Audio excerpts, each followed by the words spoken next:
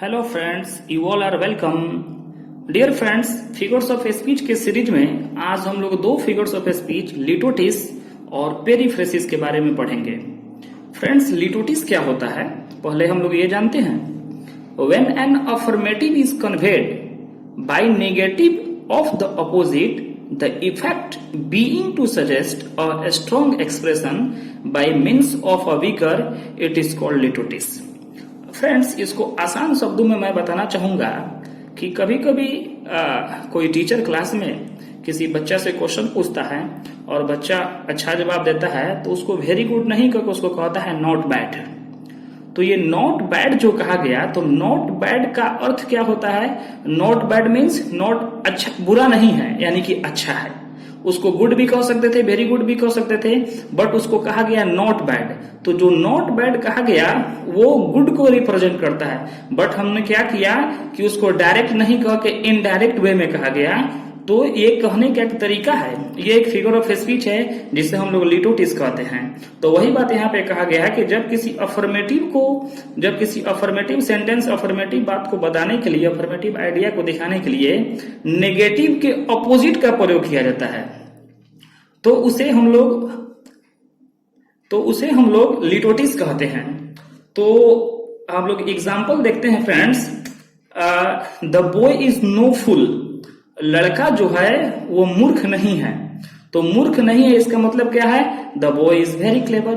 Second example देखते हैं। She is a citizen of no mean city, वो किसी साधारण शहर की महिला नहीं है, साधारण शहर की औरत नहीं है, इसका मतलब she is a citizen of great city.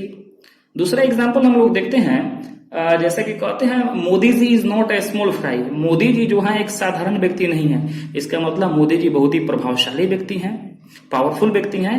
तो इस प्रकार जब नेगेटिव के ऑपोजिट के थ्रू हम लोग अफर्मेटिव को दिखाते हैं तो उसे हम लोग कहते हैं लिटोटिस। उम्मीद है फ्रेंड्स आप लोग इसे समझ गए अच्छी तरह से। नेक्स्ट फिगर ऑफ स्पीच हमारा पेरिफ्रेसिस। पेरिफ्रेसिस क्या होता है कि when a simple thing is introduced in a round about way, it is called पेरिफ्रेसिस।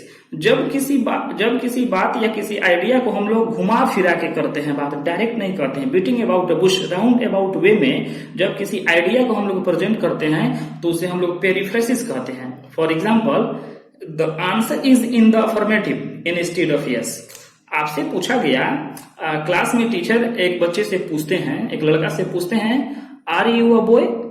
तो what will be the answer? The student will say that yes, but he is saying the answer is in the affirmative instead of yes, कि sir मेरा जवाब जो है सकारात्मक है। वो हाँ कह सकता है, बट हाँ के बदले उसने कहा मेरा जवाब सकारात्मक है। तो उसने बात को घुमा फिरा के कहा। तो इसी घुमा फिरा के बात को कहने के तरीका को हम लोग कहते हैं पेरिफ्रेसिस। दूसरा एग्जाम्पल है, the answer is in the negative instead of no. For example, आपने फिर एक स्टूडेंट से पूछा कि is Modi ji the president of India?